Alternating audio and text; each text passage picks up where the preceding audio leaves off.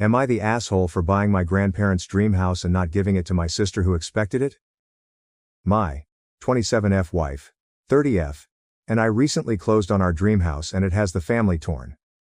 Years ago my grandparents owned the family home, but when they died unexpectedly with a lot of medical debt and expenses our family had to sell their house. It was heartbreaking and sad and I decided as a small child that one day I would buy the house back. I shared those dreams with my sister.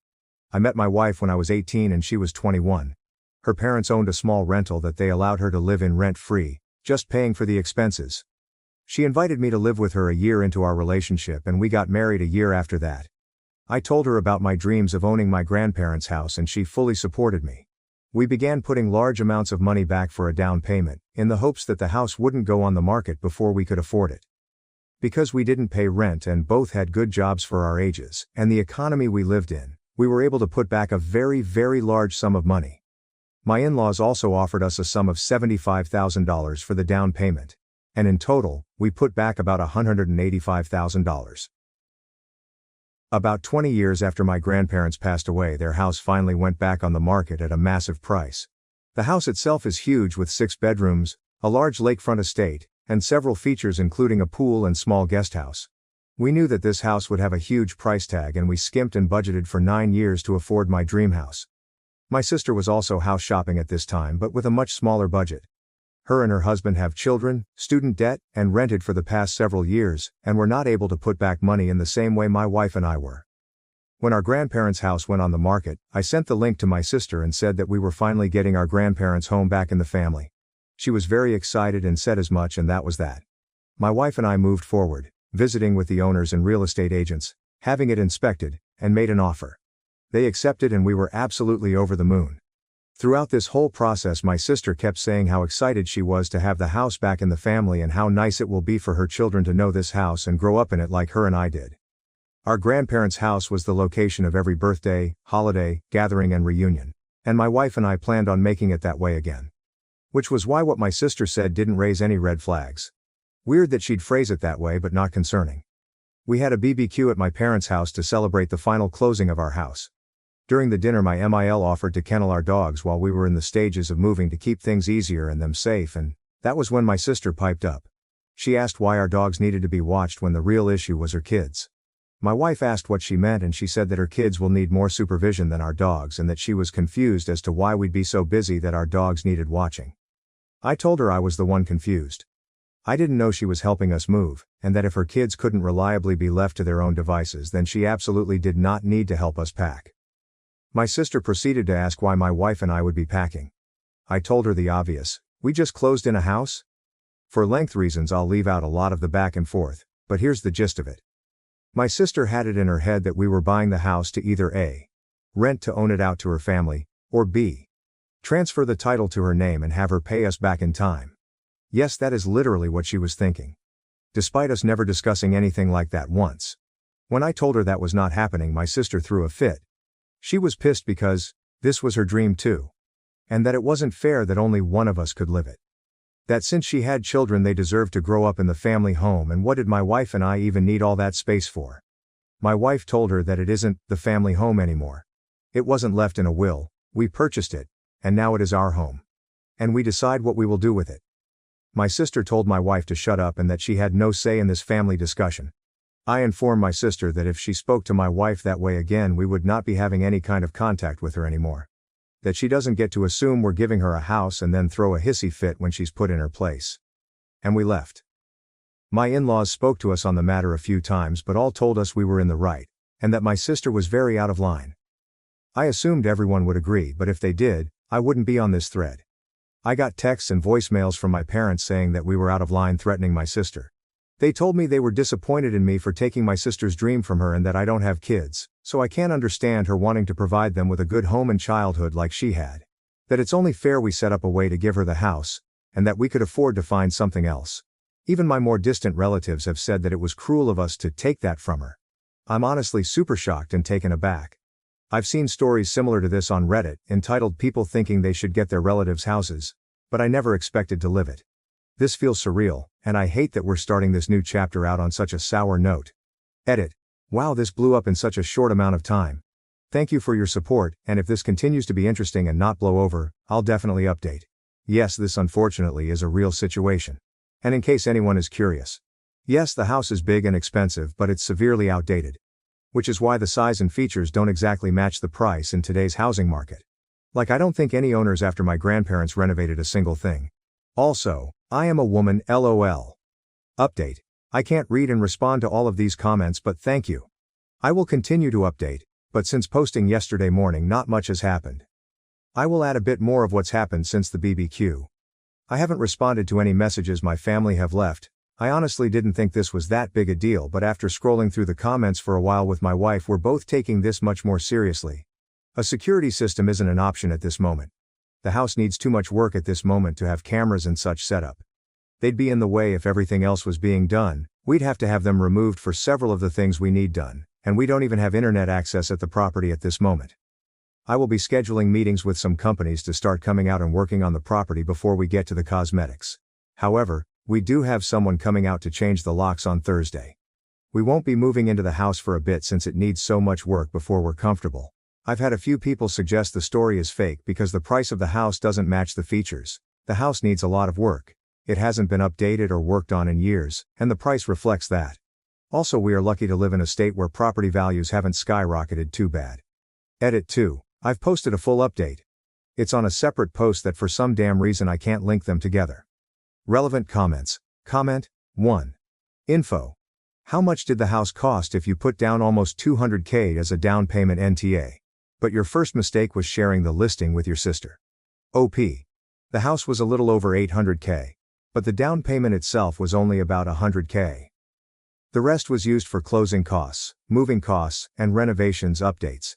It had a seriously dangerous deck that looked like it had been done by the homeowners that needed to be completely torn down and redone. OP responds on getting a will in place regarding the house in case she and her wife passes on. That way her family cannot fight over the legal rights of the property. OP, honestly I never even thought of this. I've always assumed wills and trusts were enough, but this is a scary possibility. Thank you, and I will be strongly considering this. Update. For the goddamn life of me I can't get my post to link, but I'm sure if you're reading this it's because you've already read my original post. If someone would link it in the comments, I'd greatly appreciate it. Thank you to everyone for being so supportive and offering advice. To those who suggested getting a security system in place, we are going to do that, but the house is not in a place where a security system can be installed. For the time being, we're looking into getting some battery power trail cameras as suggested by one Redditor. I can't find your comment in the sea anymore, but you know who you are. We don't have to worry about internet access and they won't be in the way of renovations. We are restoring the house back to its original glory. Pre-carpeted bathrooms and mismatched wallpaper. Besides fixing broken shit and upgrading old appliances, we'll be having the floors redone, paint, wallpaper, new windows, and opening up some walls that shouldn't be there.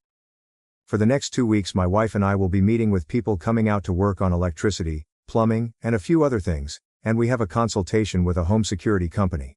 Along with cameras, we're looking to get alarms and door codes and set up an access gate around the property. One of those that needs either a passcode or to be let in by someone in the house. We've already made an appointment to have the locks changed and aren't concerned about my family trying to squat there. My in-laws have allowed us to park their camper trailer on the property while work is being done, not only for peace of mind but to avoid commuting back and forth multiple times daily. For the actual update. I was hesitant to post this update since it's so soon after my original post, but I guess enough has happened for it to be useful information. The events of the BBQ took place last week, but I only got around to writing it all out yesterday. I sent a message to my parents and siblings yesterday evening, asking to meet up to talk things through and try and figure out what's wrong and what exactly the hell is happening. Earlier today my wife and I met my parents and my brother's family at his house before my sister arrived. I let them know that if they tried to interrupt or control the conversation we would leave. I told them that I never once even suggested my sister would be allowed to rent out the house or buy it from us. That you didn't know where she got the idea from, and showed them the text strings where I first sent her the listing and every conversation where I updated her on the progress. My mom asked to see the rest of the conversations about the house and I told her there were none. She informed me that my sister told them all that we had made an agreement that my wife and I would purchase it, and then rent it out to my wife's family until they'd paid enough to buy it. That we would live in the guest house, and they'd get the main house. She told them that we had gone back on our deal, and had absolutely shattered her dreams of raising her kids in the house she grew up in.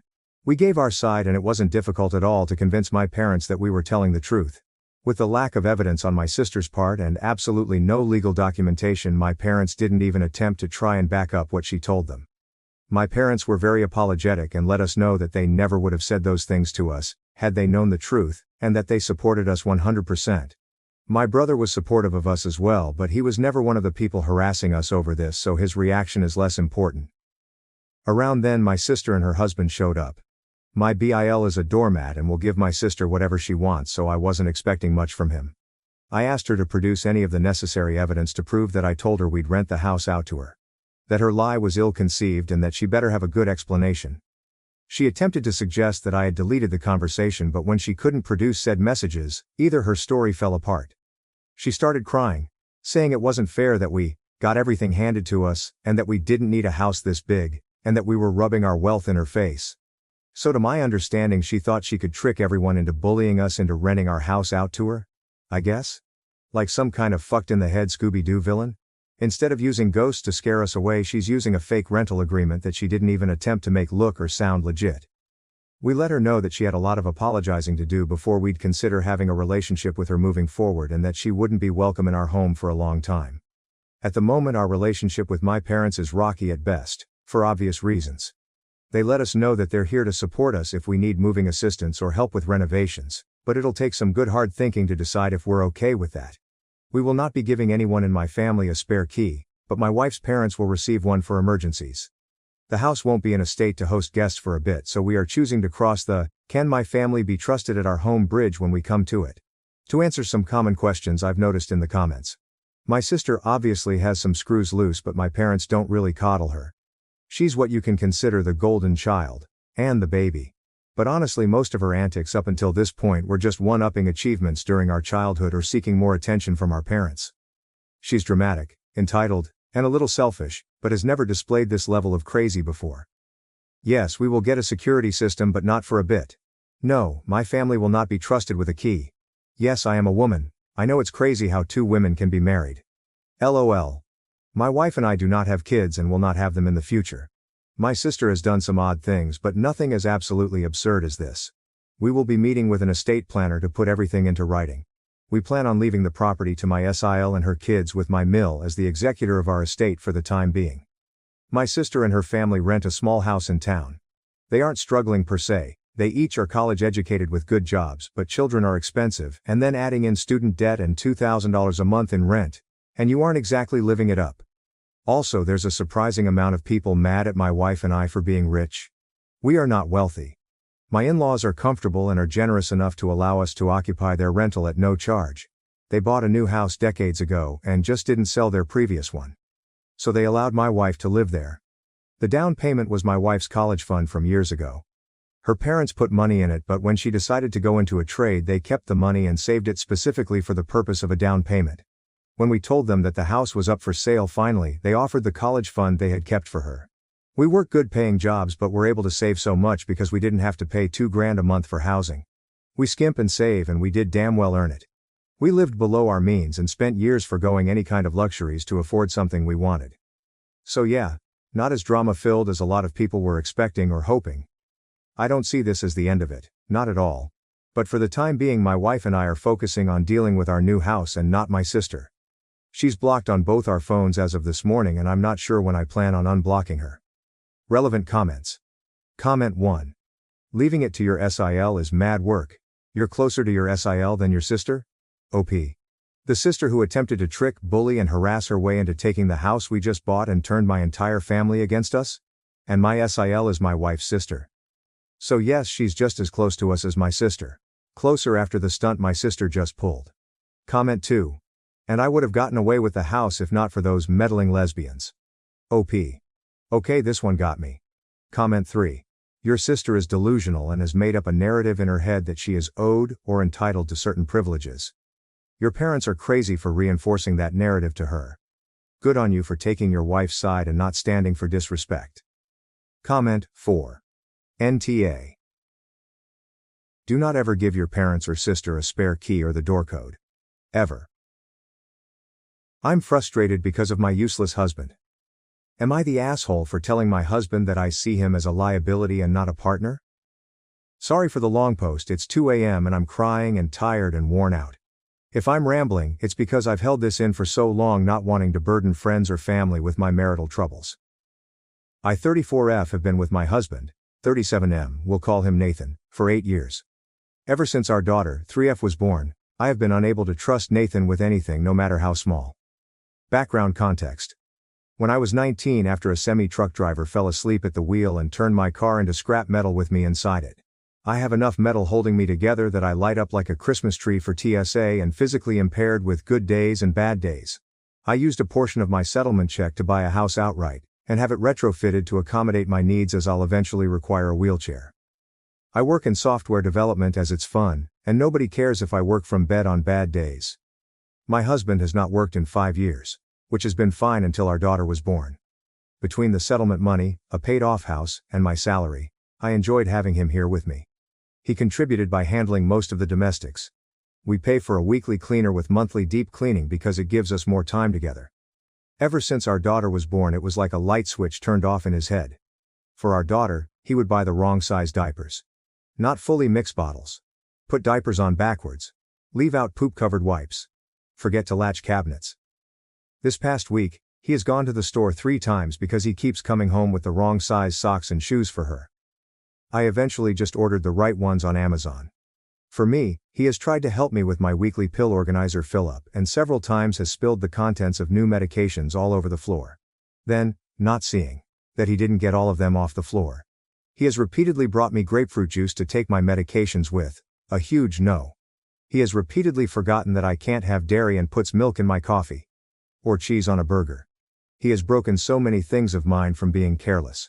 He shattered my laptop because it slipped out of his hand when he tried to pack it for a trip. Even after I said I would pack my own electronics. We've lost so many spoons and forks to the disposal. He tried to replace the head gasket in my car and over-torqued the engine bolt, which shattered inside the block, and 2 different shops said they couldn't repair it.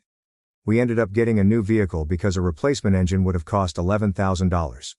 A week later, he crashed the new car into the garage door because he thought he'd pressed the brakes, not accelerator. He wanted to do TikTok and streaming as a hobby. I supported him initially, but I quickly noticed a pattern. Anything regarding our daughter or me, he was sloppy and careless. He never whooped his own stuff. He would build entire sets to stream or make videos with, leave the garage and leave his brain in the garage. It came to a head 4 nights ago. He streamed himself building a new set piece. 9 hours straight. Meanwhile I worked. Clocked out early, to pick up our daughter from summer camp, cooked and fed both of us, got her ready for bed. He came out to help put her to bed. I let him know that I needed to get some work done and would be in my office. And I asked him to take the trash out. He says he will. 2 hours later, I left my office and the house felt really warm. He'd taken the trash out, but left our front door partially open. And was back in the garage with his game volume really loud. I panicked since our daughter was able to get out of bed, and thankfully she was sound asleep. But she could have easily toddled right out of the house and he wouldn't have noticed. Then I noticed a stovetop burner was on, with a small pot on it with nothing inside. I didn't use the stove for cooking that night. I popped my head into the garage and said, "Hey, I need you for a minute." I informed him of the door situation and he responded, "I thought I locked it." We checked the camera. And no, he did not. I asked about the burner being on and he said he was planning to make ramen and forgot. He pulled the still hot pot off the burner and put it straight into the sink on top of our daughter's favorite plastic plate, which is now ruined. I'll admit I overreacted and screamed, "What are you doing?" He realized what he'd done and pulled the pot off our daughter's plate and straight onto the countertop. I grab it quickly and run it underwater to cool it down. I tell him I can't tonight. I can't deal with him. I'm taking my meds and going to sleep. He gets a cup from the cupboard and sets it straight onto the burner that had been on. I hit my limit. I started crying. He kept saying that it was fine, things happen, it's just an accident, he's had a rough day from streaming, he's just tired. Why am I crying? It's just a cup. We can replace it. The anger hit and I said, "It's because I have a liability and not a partner." He said, "What the fuck does that mean?" I screamed that it's because I can't trust him to do anything. That I'm always having to watch him like a child. Always having to bear the costs of his mistakes. That every time I get careless and think I can trust him to be an adult, I'm always the one getting fucked over. I then said, "I can't see you as a partner anymore. You're just another liability in my checkbook." He immediately stormed out of the kitchen and went to bed. I called my mom and told her what happened. She thinks it's just stress and offered to take our daughter for a week so we could figure this out without our daughter seeing it. She says it was an asshole thing to call my husband a liability. In the morning I told my husband that my mom would pick up our daughter from summer camp and offered to watch her for a week. He said okay. And that's the only interaction we've had since. He spends all day in the garage playing games with his friends, making TikToks, and streaming. For food he's been ordering DoorDash and having the person deliver it in the garage. It's been days and he refuses to be in the same room as me. I've tried messaging him to ask if we can talk. Or figure out a solution. But he's just left me to read. If I pop into the garage, he ignores me but apologizes to his friends or viewers for the interruption, and Geek unmutes his mic when the noise stops. Before the blow-up, I've asked if there was something going on. I tried to gently respond every time he screwed up so our daughter didn't associate mistake to anger. I asked him to schedule a doctor to see if something was going wrong medically. He always said I was overreacting, people make mistakes, and didn't see an issue, even when the same mistakes kept happening. When I tried to get him to understand that it was concerning just how expensive his mistakes were getting, he'd wave it off as it's not like we can't afford it. I love him dearly. I just miss the person he was before we had a child. The one I could trust and rely on. Did I screw this up forever? Was I being too harsh on his mistakes? Am I missing something? Am I the asshole? Relevant comments. OP on if her husband is using her money. OP. Downvoted. We do have a shared account for household expenses and bills, but he is using his own money as far as I can see. When he became a stay-at-home husband, I didn't want him to ever feel like he was financially trapped or abused. Also, the thought of my husband having to ask for money, permission to buy things for himself, or not being able to buy gifts discreetly felt ick to me. My paychecks get split between the expenses account, $300 each deposited into separate accounts the other can't see, and the rest to savings. To me, it's his money to save or spend how he wants. I read through all the responses and have removed the allocation to his account. I also removed his name as an authorized user on the bills expenses account. Before our daughter was born, this did seem the fairest, because he was managing the household tasks and maintenance. But I understand everyone's frustration at me since the arrangement is no longer fair or equitable. I can't cancel his card because my name isn't on that account at all, but I have put a stop to this Fridays and all future deposits. OP on if her husband contributed to anything before their daughter's birth and afterwards. OP. Before our daughter was born, he was contributing and I valued him for it. He cooked most of our meals, did the daily cleaning chores like dishes, wiping counters, and cat litter scooping. We did bi-weekly grocery trips and bulk store runs together, but one-offs during the week he would handle. He also helped me hit the ground running with scrambled eggs and coffee in bed so I could take my heart medication. I never had to run the laundry or consider taking the heavier pain meds to get through folding and hanging everything. He still mostly does these, minus breakfast. Dishes sometimes sit overnight due to his streaming, but I also attribute it to our toddler wanting each part of her meal in a different small bowl and our dishwasher can only fit so many of the IKEA kids' bowls. He does the daily things like dishes, scooping cat litter, wiping counters, getting trash out, cleaning random messes that occur, etc., plus laundry, yard work. We pay for a weekly cleaner so we don't run into the issue of deferred cleaning. We're neglecting the house for a few days. Illness, doctor visits, family visiting, local outings, etc. doesn't ever turn into there's too much to catch up on. OMG, where do I start? Freeze. I've always struggled with that in the past. And the monthly deep cleaner because it's honestly just really nice having a professional come in. Our monthly deep cleaner is also a professional organizer which has been a tremendous help with the transition from infant to toddler organization of clothing and toys. OP on her husband's qualities. OP. He's incredibly creative and we used to have so much fun working on projects together. He's a modern-day MacGyver. Give him a roll of duct tape, 2 pennies, some foam, cardboard and paint, and he can build beautiful set pieces that could be mistaken for props on Broadway. He learned how to make a mini forge from a flower pot and a makeshift lathe. He practiced until he made the ring he proposed with. Complete with my favorite gemstone, blue opal. His smile is infectious and he tells the best of horrible puns and jokes. He took cooking classes to learn how to make my favorite dishes, and made his own note card recipe book. He doesn't hesitate to belt out everything from Aqua to Backstreet Boys, Broadway show tunes, Nightwish, and everything in between. Off-key but as if the rest of the world isn't there. Play a Michael Jackson song and he's on the dance floor by the end of the first note. When I gave birth to our daughter, I didn't have hospital food as my first meal. He'd worked out an arrangement with the owner of my favorite restaurant. No matter what time of day or night, as soon as I went into labor, he would message the restaurant owner who would prepare my usual faves and personally deliver the meal to the hospital. I had no idea until it arrived and the smell hit my nose. I cried so many happy tears into my food. I love frogs. He used to take a photo of every frog he'd find in our yard. He designed and vacuum formed a sign for our house that features both of our favorite animals and says "Welcome home." If he was out, he'd send me photos of, or come home with, cute frog-themed things. On my bad pain days where I mostly rot in bed, he would bring me meals. On a wooden tray he made. It converts from a carry tray to a bed tray. He got the idea from hospital food trays. He helps me get my socks and shoes on when I just can't quite do it myself. He learned how to do a few styles of updos and how to curl and flatten hair to help me feel pretty. On days where I hate the broken body I have, he'll put my hair up and it brightens my day. That's the person I fell in love with. And so deeply missed. Some days he's that person. But more frequently now, he's not. Update. Sorry for not being so responsive. Thank you to everyone who gave feedback and suggestions and all of the messages. It's been a week. Before I get into the update, I'm going to answer some repeated questions. Skip ahead 8 paragraphs for the actual update. Why does my husband not work? He can easily find employment, but we both agreed that the pay was never worth the toxic environment of his field, unless he wanted to start his own business, which he did not. He worked in home repair and renovation. It was gross how his co-workers spoke of and treated women, female customers and co-workers alike. He saw many female co-workers be sexually harassed into quitting. He hated how gross it made him feel when sales and adjusters would take advantage of women. Yes, selling inferior and unnecessary services at a premium is a thing. If he said anything, his hours would get cut until he left. He left one job on the first day because his boss left a screaming voicemail for not selling a refrigerant service to a young black couple who didn't even need refrigerant. Yes, he's got documentation and reported multiple employers to the state labor board. And checked back. Nothing was ever done to our knowledge.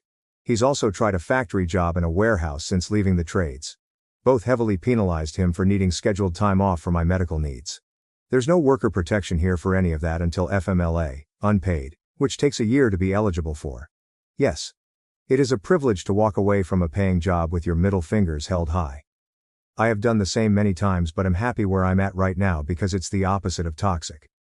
I'm thriving, and our company has a no-penalty, unlimited paid sick medical leave policy that is strictly enforced at all levels of management.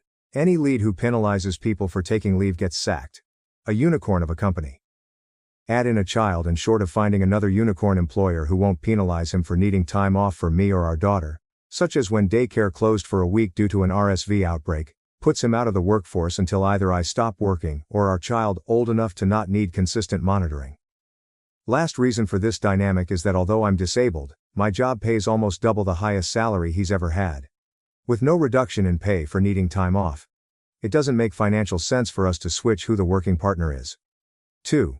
Does my husband have a large following or make money from streaming TikTok? No.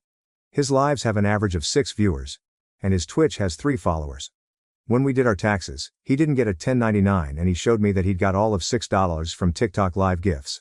Nothing from Twitch. His viewer counts are about the same as at the end of last year. 3. Why do we still have a weekly housekeeper and have our daughter in summer camp and part-time daycare? I hate the dynamic of one spouse working a single job for 40 hours a week while the other juggles simultaneous domestic duties, child rearing, care, enrichment, socialization, and essentially being on call 24/7. I would not want those expectations of me and couldn't fathom putting all of it on someone I love and cherish. If my husband did all of the activities and field trips that daycare did, his evenings and weekends would be taken up by domestic duties that I would physically struggle with assisting. The weekly housekeeper helps prevent deferred cleaning paralysis, where small missed things pile up into unwieldy monster tasks and struggling with where to start. The monthly deep clean and organization has been a world of self-care as we navigated to having an infant and the transition from infant to toddler. Edited to add, our daughter started at the part-time daycare when she turned 3. Before then my partner was the primary caretaker, which made the weekly housekeeping that much more helpful in not letting things fall to disarray. 4. The allowance thing. Yes. I wanted a dynamic where my husband had his own money even if he was not working a paying job. Maybe I've been on social media too long, but I've read so many stories of non-working spouses, albeit mostly women, being financially abused or unable to leave marriages because they did not have access to money they could save up in private. Should I have stopped it sooner when our dynamic became too unbalanced? Yes. I own that. 5.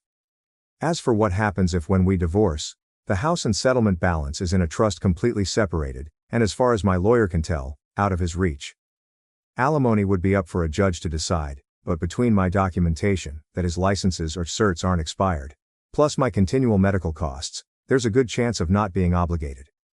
Hopefully that answers most or all of the background-related questions. On to the update. Friday I finished work to the smell of food being cooked. My husband was plating dinner on the table when I left my office. He said he wanted to talk over dinner. Some people had given me a heads up that my story was on multiple TikToks, and I'm grateful because it meant being prepared for the possibility he would see it. I have feelings about my post being used for content on the very platform my child and I have been neglected for. Not good ones. He did see one. He asked if it was me and I told him the truth. Yes, I wrote it. Yes, that's how I feel. And yes, I read the comments on Reddit. And no, I won't delete or change how I write about him just because I know he can see it.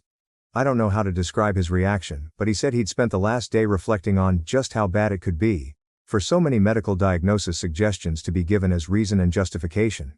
He did say that he's not ADHD. His mom was addicted to opioids and Ritalin when he was a kid, and she tried to get numerous doctors to have him diagnosed with ADHD.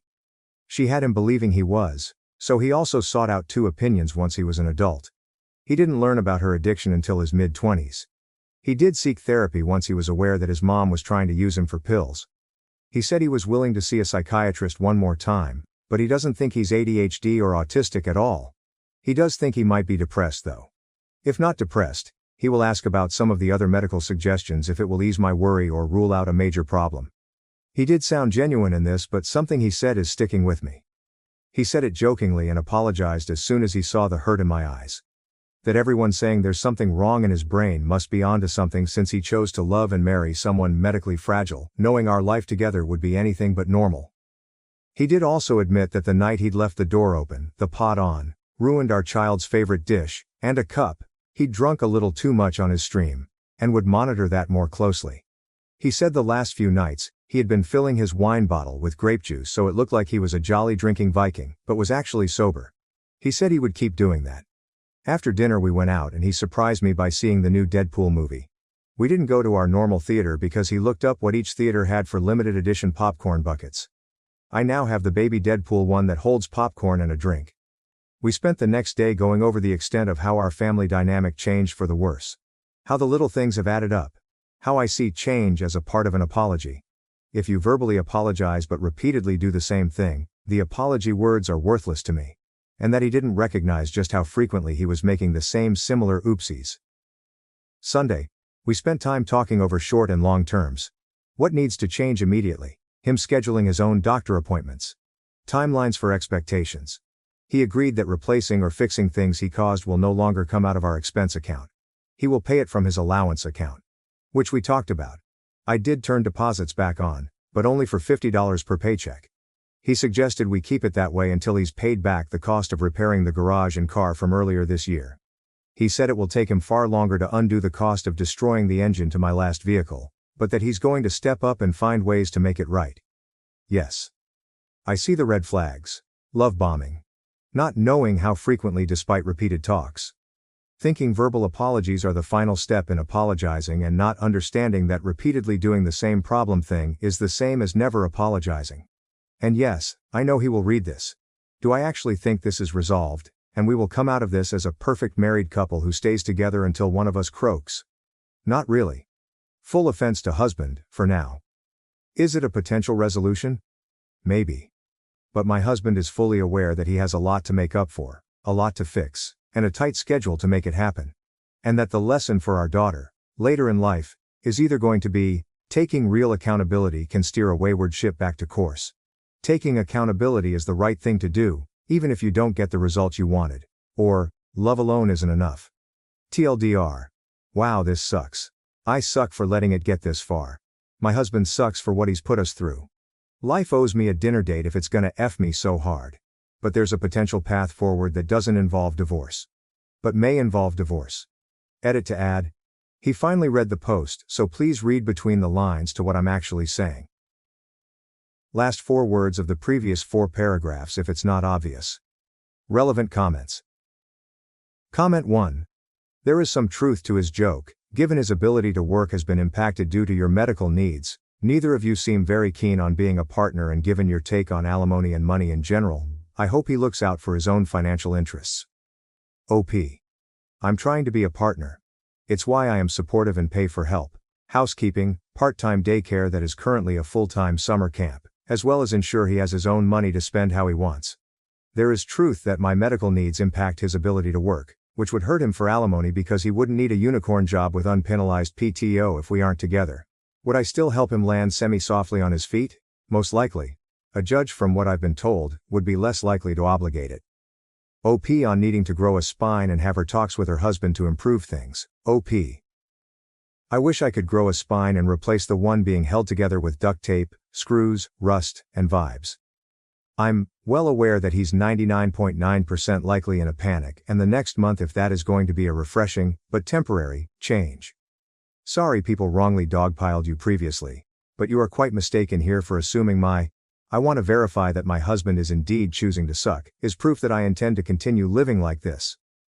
Bunchful. Your 2 posts have a much larger following after a week that he does on all of his streaming junk combined. I have a very hard time believing he couldn't keep a job because of how toxic his work environment was. But that's just me. OP. Look, I wasn't gonna say it, but you're not wrong. The toxic work environments part is sadly very true. I've seen the evidence he collected and submitted to the labor board. At least before everything went sideways, things were really nice with him as a house husband. I'm sad he squandered it. I'll be financially able to retire in just a few years barring my career field suddenly tanking salaries though. I broke up with my fiancé after he insisted that I forgive my bio dad, who abandoned our family when I was a child. Let me clarify that this is a throwaway account. My friends follow my personal account. Don't mind my English, I'm Argentinian. And also, I would like to make things short, but I'm afraid that it's pretty impossible, since I'm going to have to give a lot of context. So basically I, 28F now, and my twin brother Leo, 28M, were raised by my mother alone in our childhood. She was married to my dad, but divorced him when she found out he was cheating, and he just disappeared and didn't even pay child support when we were 4 years old. My mom raised us alone and grew up with abusive parents. She was a teacher and did her best to take care of us, and she was and still is simply the best mom you could ask for. Never abusive or unfair, never showed any favoritism, she was always interested in us and was the perfect combination of a fun, but responsible parent. As a result, my brother and I decided to do our best not to generate any problems for her. We did our best in school, didn't generate troubles and did all our chores. My mom started dating our stepdad, Carlos, who was her high school sweetheart when we were 11. And this guy was always the father we never had, and loved us like their own. They also had our little sister Virginia, and we have been a big happy family. Now our dad tried to reach us several times. But after a few disappointments, Leo and I decided to cut him off and appreciate that we had a great man like Carlos in our lives, who swore to us that he would never go away. Back to the present, I had been dating my now ex-fiancé Jonathan, 30 mem, for 3 years. We had been engaged for a couple of months and living together and everything seemed perfect, except one thing. He sometimes would try to convince me to forgive my father and to invite him to our wedding. He knows everything that happens, but he's still insisting on the fact that he's family, and I should forgive him. But I drew the line when he invited his parents and tried to intervene. I had to hold my anger as I heard all their bullshit, and I was about to snap, but I forced myself to calm down. I simply took off my ring, left it at the table, and said that we were done for good. They were all shocked, and I stood up, grabbed my phone and called my ex-boyfriend from high school, Lucas, 28M, and explained what happened to him, and asked for some help to go back to my hometown. Lucas and I dated for 4 years, from 14 to 18, and broke up due to distance. We have been friends since we were 6 years old, so he was with me through all the disappointments that my bio dad gave me. We're still friends and see each other when we go back home and often call each other. He was angry, and told me he would be there right away. The town it's only an hour away from the city I was living in. I started to pack my stuff, while he and his parents kept trying to make me change my mind. But I just ignored and called my mom and brother to tell them the wedding was off, and that I would be going back home for a while. They kept telling me I was exaggerating, that I was choosing wrong, But I just packed everything I own, and Lucas showed up pretty quick.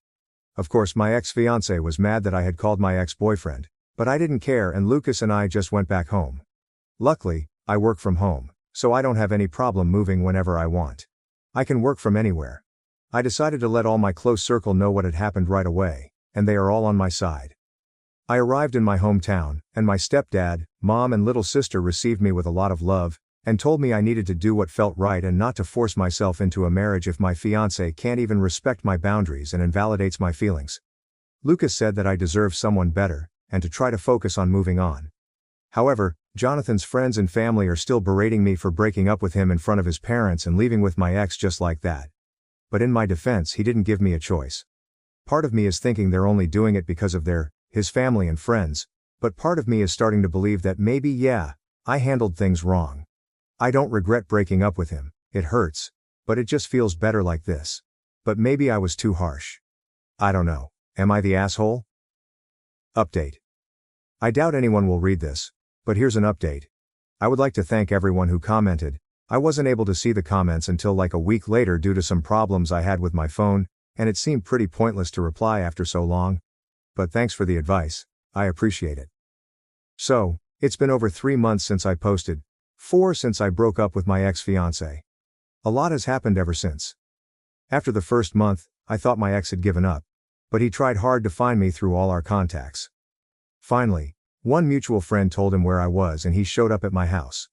My stepdad threatened to call the police if he didn't leave, and he did, but told my stepdad he wouldn't stop trying until he could talk to me. I wasn't home at the time, and I chose to talk to him. I decided to call him and make things clear to him. I didn't think it was necessary, but I did think maybe he thought we still had a chance. So I called him and I told him that we were done and that wouldn't change, and I didn't care what reasons he had to do what he did.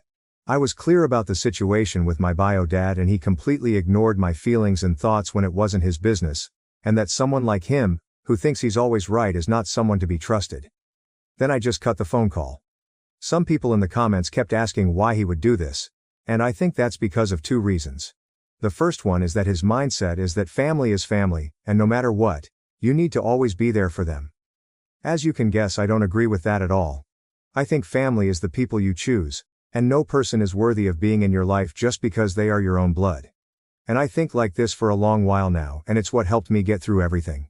Also, he was the type of person who thinks the best thing is to forgive. To be okay with yourself. To be at peace. And well, that's bullshit for me. I don't think that's necessary at all, and I think you can move on from something without forgiving anyone who screwed you up. Some people also thought that I needed to go to therapy to deal with this. The truth is that I went to therapy for a while for this and multiple other problems, and I'm at peace with it. I don't think about it, but I do know that I don't want him in my life, and that's my choice and no one else's. Now, many asked why I asked my ex to come pick me up, and the truth is pretty simple. I trust Lucas with my life, but besides that, he's tall and a boxer, and well, I knew that there were chances of everything going to shit and that things could get violent, or at least I was scared of it, and that's why I called Lucas. I once had another situation with another guy I went out with for like a month. He got violent, and I called Lucas to help me. Like I said in the post, we were friends before dating, and now it's kinda confusing. I'm not the kind to jump from one relationship to another, and that's why I avoided seeing Lucas personally, because I was starting to feel confused with my feelings towards him. I took my time to process the breakup, and 2 weeks ago I met with him to talk and told him what was happening to me. He said he was going through something similar, and we agreed to give it another shot. We're still seeing each other, but it's pretty clear to me that my feelings are even stronger than I thought. Anyway, hopefully this will be my first and last update, but you never know. I heard that my ex is still trying to contact me, but I'm just ignoring it for now. If things get messy, I'll see what I'll do then. I lied about my baby daddy. Now he knows I'm pregnant and wants answers. Should I reveal the truth or continue my plan to raise the baby alone? I, 26F, grew up in the Midwest but went to college in California. There I met and dated Jeff, 26M, for our final 2 years of undergraduate. After graduation I stayed in California to get my master's degree while Jeff entered the workforce. We were happy together and we planned to get married after I got my master's. After I finished my schooling, Jeff got cold feet about getting married and eventually becoming a father. Abandonment issues from his bio dad leaving. So he broke up with me. Heartbroken feels like it would barely scratch the surface on how I felt. I had a great job in California, so I stayed in hopes that Jeff would come to his senses and we'd get back together. We never did. He met Grace, 25F, and started dating her about 5 months after we broke up. I started planning on moving back to my home state once I realized it was actually over. Then he and Grace broke up at the beginning of this year. Jeff and I ended up sleeping together a few times while they were broken up. It was a very public breakup, no cheating involved. About a week after the last time we had sex, he told me that he and Grace were getting back together. He said he couldn't remain friends with me because he still had feelings for me and he had to let them fade to be fair to Grace. His final words to me were to not call him unless I was literally dying and just wanting to say goodbye. I left California behind 3 weeks later. 2 weeks after I had returned home, I found out that I was pregnant. It's Jeff's. I wasn't going to be that girl that uses a pregnancy to get a man back, so I deleted all my social media accounts and made new ones that don't have my name attached to them. The only Cali people I added were trusted friends who I knew either had no connection to Jeff or who were loyal to me and wouldn't tell him my new accounts. Early in my pregnancy, I made the mistake of checking out Jeff and Grace's respective profiles and saw that they refer to each other as LOML, and Jeff even had a picture of them captioned saying he was going to marry that girl. That broke me all over again, and I have since blocked them both and decided I had to move on with my life. I'm now 6.5 months pregnant. Since moving back, I have bought my own house in my home state and have been busy building a nursery for my baby. I already love this little baby in my belly and I feel 100% confident that I can raise and provide for him on my own with minor help from my family. One of my best friends back in California was having an engagement party. I won't be able to attend the wedding as I'll be busy with a newborn when it happens, so I decided to fly out to see my friends and offer my congratulations to the couple before my life becomes baby-centric. I got into town on Thursday, and honestly had a blast seeing all my friends yesterday, even though it's only been about 6 months since I last saw them. They were all respectful of my wishes not to take pictures of me below the chest. They did post some pictures of me online, but from the angles it just looks like I gained some weight in my face. Nothing that would give away my pregnancy. It's a couple days before my flight back home, and the friend that I'm staying with suggested we go to the store because she wanted to get a scrapbook for our engaged friend. So we went to the store, and as we were getting ready to leave, I saw Jeff's cousin Tanya, 22-ish, walk in. I talked to her several times at Jeff's family gatherings over the years, but we never really got along. She was always a bit too gossipy for me to like her. So of course she was the last person I wanted to see. The first thing she did was loudly announce that I was pregnant, as if everyone in the store couldn't tell just by looking at me. Then she starts grilling me, asking if Jeff knows. I said no and that he doesn't need to know as it's not his. That was a lie, obviously, but I didn't want to open a can of worms. Tanya then tells me with how big my belly is that I'm far along and asks how I could move on so quickly. I told her that Jeff and I broke up a long time ago. She responded saying that everyone knows we were still hooking up at the beginning of this year. I did not know that was common knowledge. I figured Jeff would have kept his mouth shut about that. Anyway, I lied and told her that I already had a new boyfriend and that I was 5 months pregnant. She seemed to accept that and awkwardly congratulated me. My friend and I paid for her stuff and left immediately after that. I prayed that would be the end of it. Like I said, Tanya is a gossip, so of course she went and ran her mouth about seeing me pregnant just a few hours later. Now a bunch of my friends have messaged me saying that Jeff is blowing up their inboxes trying to reach me. None of them have told him my new number or social media, so he has no way of reaching me himself. My flight back home isn't for another 2 days and I'm freaking out. Some of my friends are saying that I should just tell him the truth now that he knows I'm pregnant. I still say I can get by pretending it's someone else's and that I'm not far enough along for it to be his. I honestly just want to ignore him and go back home. However, I'm having some doubts that that's the right choice and there isn't a consensus on what to do, so I'm turning to internet strangers. TLDR. I got pregnant by my ex. Moved away, planning to raise the child myself. His cousin saw me and told him I'm pregnant. Now he's trying to get a hold of me and I just want to go home and ignore him. Should I tell him the truth or just go home? Update 1. Hi everyone. So the consensus on my post was to tell Jeff about the baby being his. Even from just the first few comments that seemed clear. We did end up meeting up. It wasn't particularly interesting or dramatic, but if anyone cares, here's what happened. He got a hold of the friend I was staying with on Instagram. I wanted to just talk to him on the phone, but he insisted we talk in person ASAP. In retrospect, I should have just waited until the next day, but I kind of just wanted to get it over with, and it seemed like he did too. TBH, I thought he was going to tell me that he wanted nothing to do with the kid, because I didn't see any other reason why he wanted to talk in person, right? that second. Keep in mind it was almost 10 at night at the time. So my friend and I went to his parents' house where he was waiting. His parents always treated me like family, so I guess I felt comfortable being there, even though we probably should have met at a neutral location. When we got there, Jeff's mom answered the door. She hugged me and I could tell she wanted to touch my stomach, but she restrained herself and didn't even ask, thankfully. I always liked her. We made awkward small talk as she led me to the living room. It was clear that they had just had a party, as it was still messy with a bunch of drinking cups lying around and confetti on the floor. On the couch was Jeff and Grace holding each other's hands. I was surprised that I honestly felt nothing for him at first. His stepdad offered me a seat, but I chose to stand. I wasn't planning on being there long anyway. Jeff started off saying that I might be able to fool Tanya, but he knows there's no way I would have ever met a new guy and gotten pregnant that fast. So he asked why I didn't tell him. I told him the truth, that the last time we spoke he told me not to contact him unless I was literally dying. And I'm not dying. He told me that he was trying to be respectful to Grace and that obviously this would have been an exception. Grace chimed in to tell me that I ruined her proposal. I found out later, third-hand info, but knowing Tanya I believe it, that the party at his parents' house was for him to propose to Grace in front of all their friends and families. Tanya waited until after the proposal, and when people were giving speeches, she told Jeff she was so glad he got away from me and wasn't going to be stuck raising my baby. Then all hell broke loose at the party apparently. I had no idea that happened at the time, or I honestly would not have went to see him at all. But hearing that he proposed was when it hurt. He broke up with me because he was scared of marriage and kids, but he dated her not even half as long as we did and she got a ring. I put on a brave face. Or at least I think I did. And acted like it didn't bother me, but it absolutely did.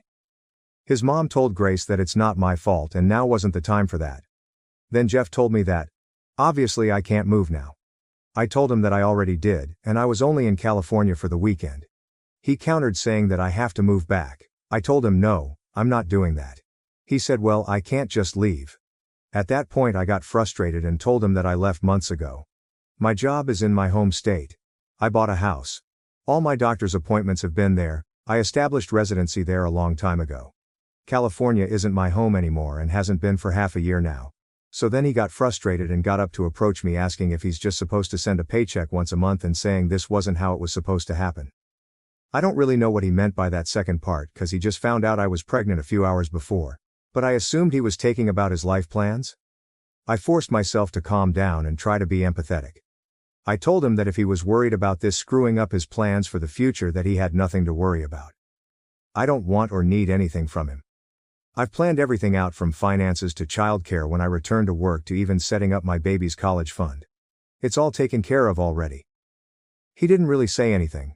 I didn't know if he was thinking or just relieved that I had it all handled.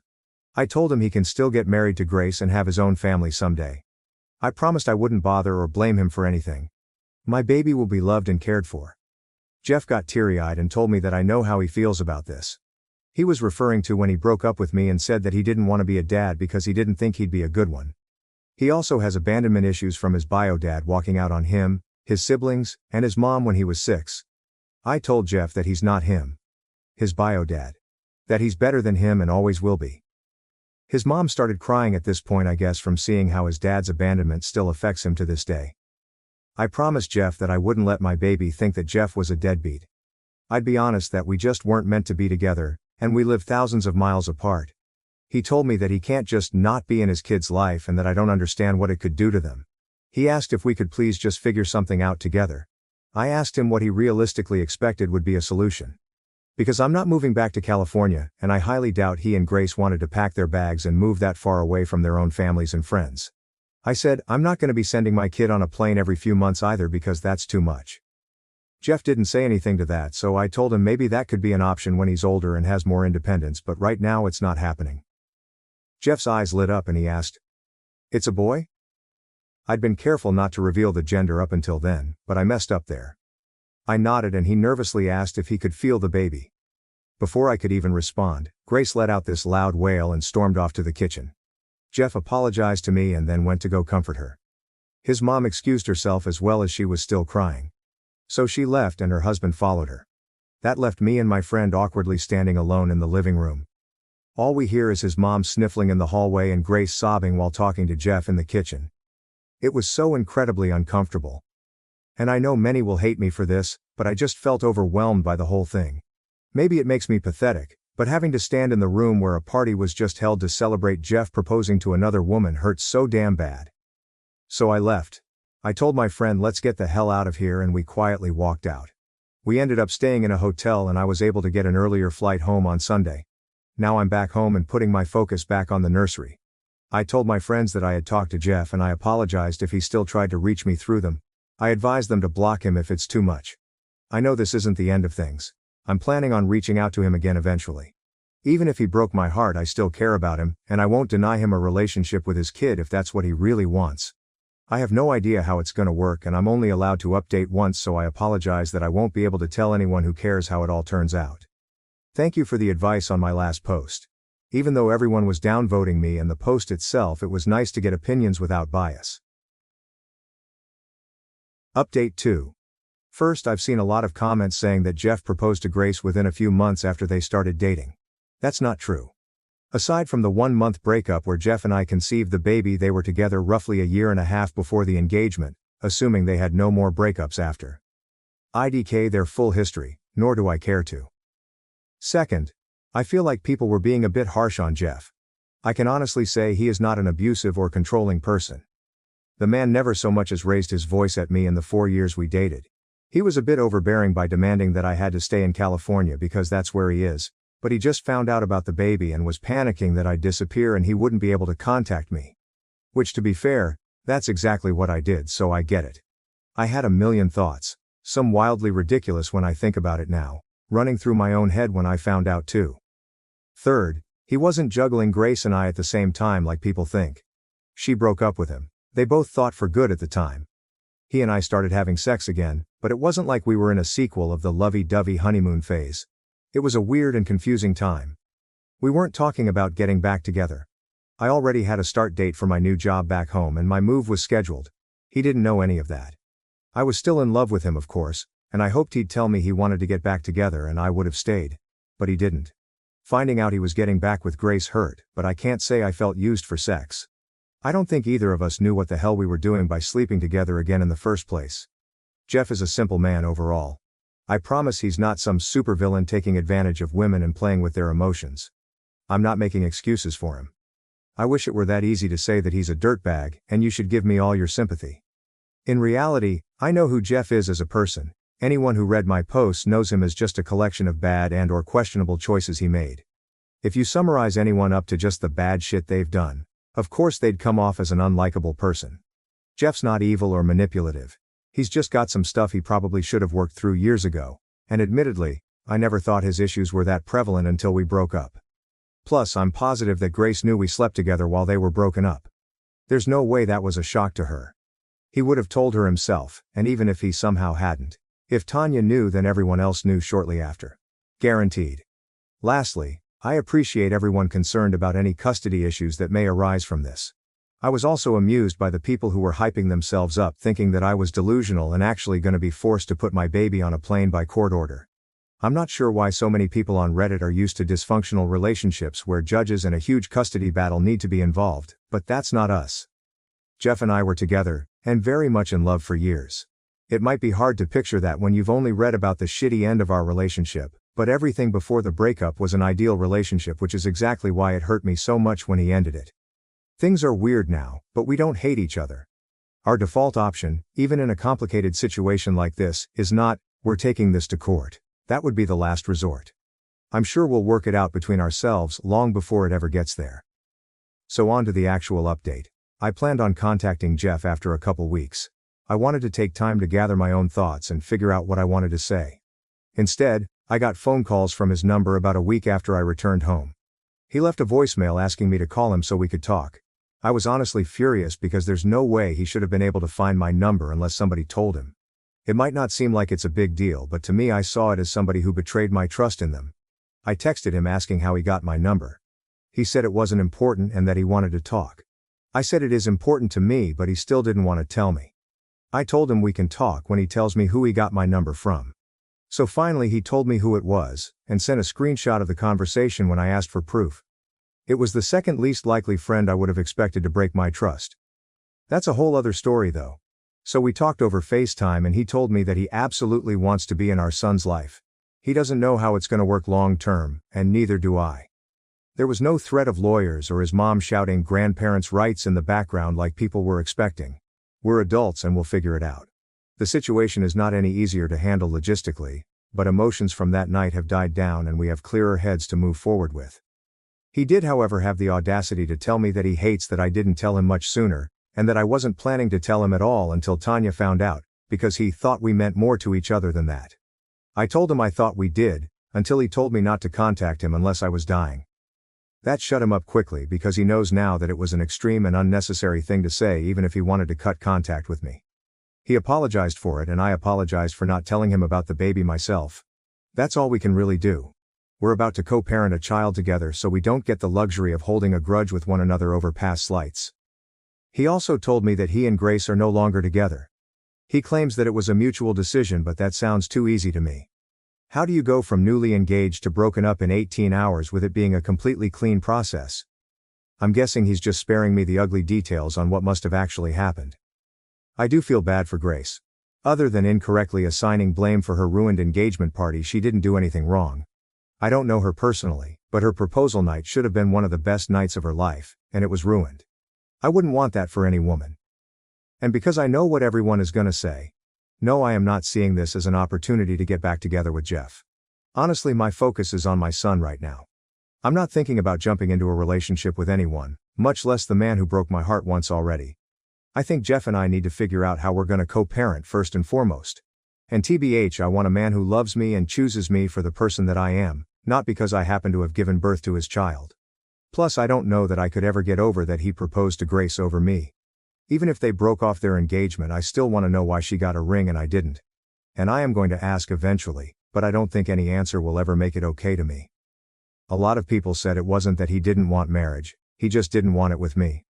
I find that hard to believe because, as I said above, we really had an ideal relationship. Our breakup wasn't a buildup of issues, it really was as simple as, you want marriage and kids, I don't. Which I think most would agree is just the natural end of a relationship. If it really is as simple as I just wasn't the one, then I want him to look me in the eyes and tell me that himself. Jeff is a terrible liar even when he's lying for a good reason, like a special surprise. He fidgets his fingers and can't maintain eye contact when he's lying. So if he looks me in the eyes and tells me his reason for why he chose to marry her and not me, I'll know if he's being honest. Jeff also told me that his mom wanted to send me stuff for the baby, so he asked for my address. I declined. I'm positive that there are no nefarious reasons and she's just excited and wants to help. This will be her first grandchild. However, I still felt a little uncomfortable giving them my home address. He's been texting me every day and calls me every night to say goodnight. Sometimes he wants to talk to the baby. It's a bit confusing for me because he broke up with me because he didn't want a kid, but now he wants to be involved to the point where he's going out of his way to contact me and ask if I need anything.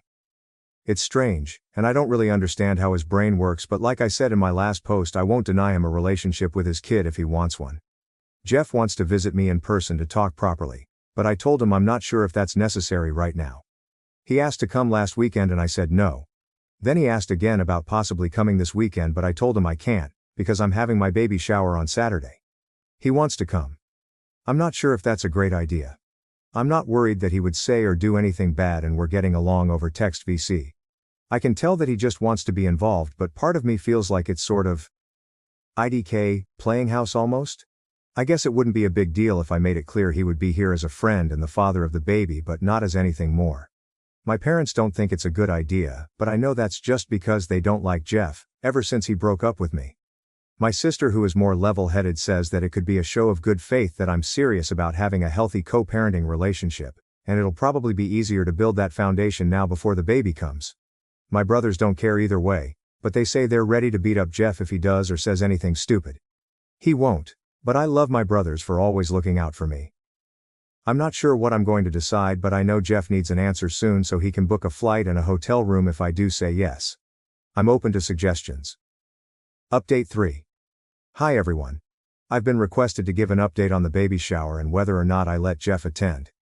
This post is rather lengthy as it covers a whole weekend, so I'm including a TLDR at the bottom. So I did end up allowing Jeff to come to my baby shower. When he called me the Monday night before my Saturday baby shower, I brought it up. I told him he could come if he agreed to 3 rules. We are not together. Don't touch me, hug me or put your hands on my stomach unless I say it's okay. I agreed that we needed to have a serious talk. However, it only takes place after the baby shower. I'd see if there's an awkward vibe because we have things we want to get out. We ignore it until after the baby shower. You stay in a hotel. I wasn't housing anyone. I needed my home to be my own place to return to if things got too overwhelming. Unsurprisingly, he was fine with all of those conditions and was just happy that he could come. I also told him he was free to invite his mother if she wanted to attend. He was relieved because she did mention wanting to come with him if he came. Everything was settled until the next day when he called to ask me if his brother and sister could come too. His stepdad had a prior commitment and wouldn't be able to attend. I shouldn't have been surprised Jeff asked about his siblings though. His family is really close-knit. They show up for each other and everything. I've never had any issues with anyone in his family. I always got along with his parents and siblings, especially his sister. I said it was fine. I didn't really care as long as they understood that I was the guest of honor at my baby shower and not a hostess, so I wouldn't be checking in with them the entire time. His sister also messaged me privately to ask if I was really okay with them all coming and that she and their younger brother could stay home if I didn't want them all there. It was totally unnecessary because I already said yes, but I really appreciated that she did that. Their flight got in on Friday afternoon. My parents decided to host a dinner for Jeff's family. They don't like Jeff anymore, but they felt that since he and I are now tied together for the next 18 years minimum, our families should be acquainted at least.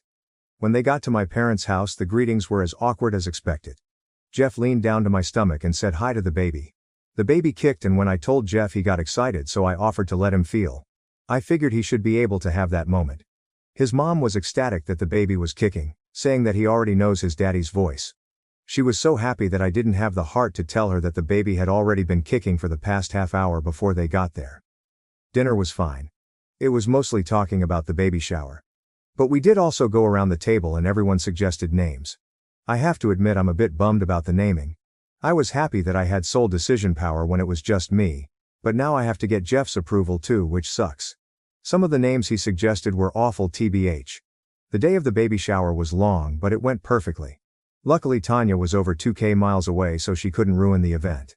It was relatively big as my family has always done co-ed baby showers. We even had some games specifically for the men in attendance. I felt a little bit bad about Jeff just being a guest, so we tried to include him last minute by letting him give the guys the rules for the bottle chugging game. It was tea, not beer of course. And we added a last-minute best dad joke competition that he got to decide the winner on. We also took some pictures together. As I said in my last post, I didn't want to play house with him, but honestly I was having such a great time that I didn't even mind that both sides of the family suggested pictures. More importantly, he asked for my consent before putting his arm around me and touching my stomach for the pictures, which was such a relief that he was respecting the boundaries I gave him before he came. After the baby shower ended, I invited Jeff's family to my house. I mentioned not wanting to give my address to him in my last post. Some people misunderstood that as me trying to stay hidden forever. Obviously he was going to know my address once the baby came. I think what those people failed to realize is that it was all happening so fast.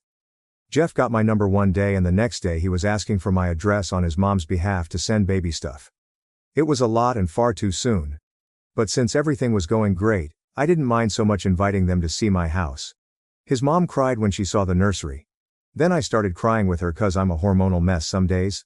The nursery is basically finished. I had just bought a different shade of blue paint because I didn't like the one I initially chose after looking at it for a couple weeks. I was planning on it being repainted the next week, but Jeff and his brother offered to do it while they were there. I said no, obviously, because they were guests. My dad chimed in to say to let him, Jeff, do it, because it's about time he stepped up to help. Obviously my dad knows that Jeff just found out about the baby recently, and I reminded him of that. But my parents were the ones who comforted me every time I cried when I first moved back home and again when I found out I was pregnant. It's gonna take a while for them to warm up to Jeff again. So Jeff and his brother painted the first coat with my dad while I talked to Jeff's sister outside. I asked her about Grace, but she wouldn't tell me what happened. She told me that it was a conversation between me and Jeff. She did tell me that her whole family tried to talk Jeff out of proposing because it was too fast, but he insisted, so they supported him. The only other thing she said was that Tanya has been banned from her family's events for the foreseeable future, and their families aren't on good terms as Tanya's parents don't think what she did was a big deal. After the guys finished painting, everyone except my sister and Jeff left. Jeff and I decided to talk that night. My sister was in the living room in case it didn't go well and I needed emotional support after Jeff left. He and I talked in my bedroom. My feet were killing me and I needed to lie down.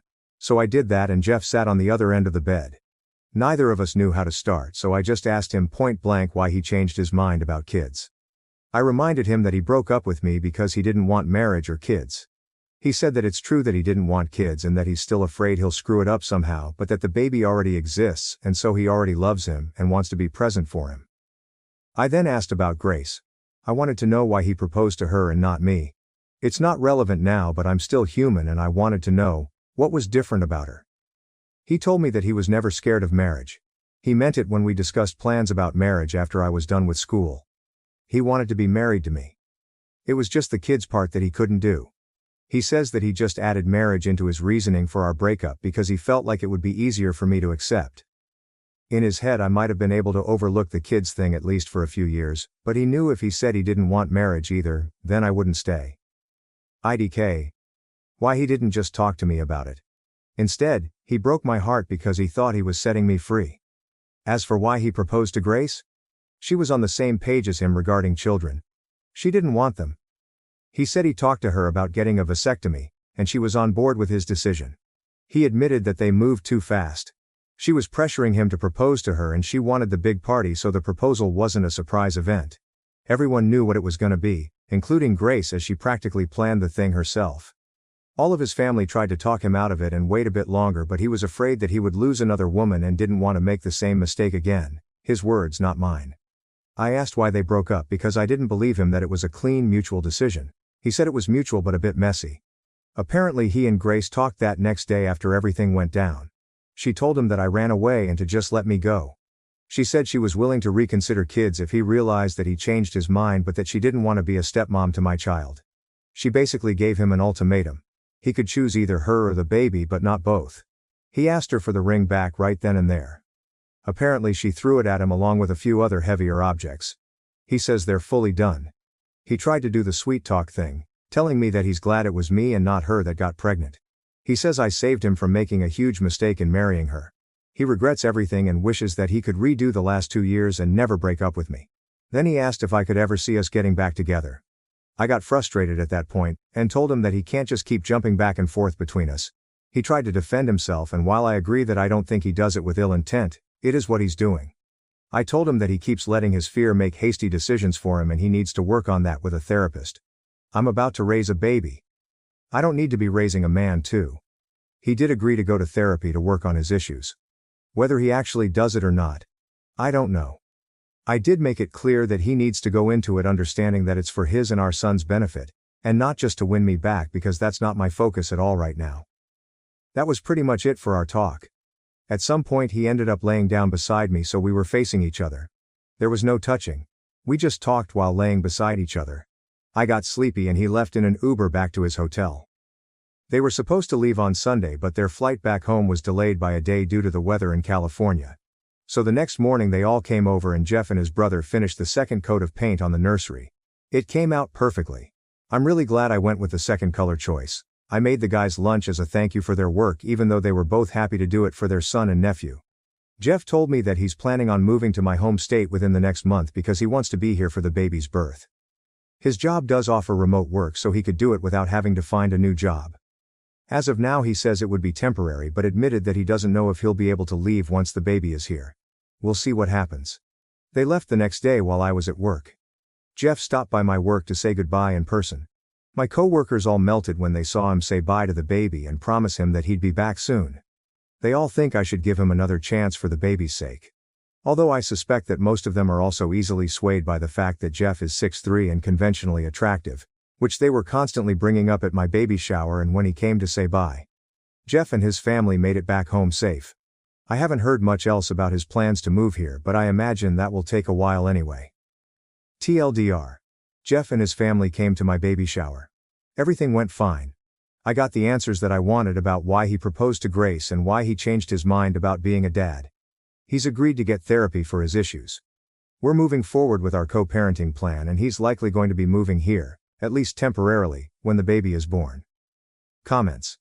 Just as an FYI, you still technically have sole naming power. If you don't want to exercise that right in order to keep the peace, Be nice, that's up to you. But you don't have to. Honestly, it sounds like Jeff will go along with any name you like at this point just to keep you happy. I'm glad things are working out for you. Jeff's family sounds amazing. I see what you're saying, but I believe in choosing my battles. If my options are to find a name we're both happy with or risk bottled resentment from Jeff over me making a unilateral decision, because you're right, he would agree to me picking what I want just to keep the peace. I'm going with the first option. There are much more important things to hold my ground on regarding my child's future. I've seen people commenting on the surname too. Where I live, the kid almost always takes the dad's last name with few exceptions. Even my parents are expecting the baby to have Jeff's surname now that he's involved. While I wouldn't give any woman grief for wanting to pass her name on, it's not important to me. I know he's mine and that's all I need.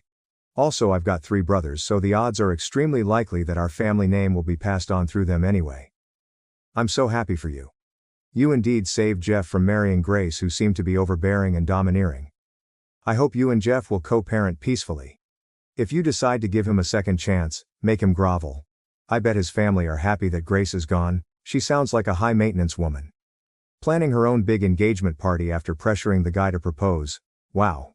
Nobody said it directly, but I was definitely getting vibes that his family didn't like her very much. I don't know her personally, but she sounds a bit immature. Throwing things at someone during a breakup is just not okay. So Grace manipulated everything then. He was going to get married to the wrong person and regret it years later. I don't know if she manipulated him, but she definitely pressured him. He said that she told him she didn't want to waste her 20s on him if he wasn't serious about getting married eventually. He didn't tell me this, but I'm guessing maybe he told her about the reason for our breakup and she didn't want the same thing to happen to her, so she pressured him into proposing. Again, that's just a guess though. Oh, I have my own opinion, but girl, you are doing all very well and everything was perfect. He gave you a good explanation, and you gave him a great insight. I love what you said about how his fear was taking decisions and advice. I hope all of you find your way. Keep us informed. Yeah, his answer for every decision he made was, because I was scared of, which is just not a good way to go about anything. That's something he definitely needs to work on.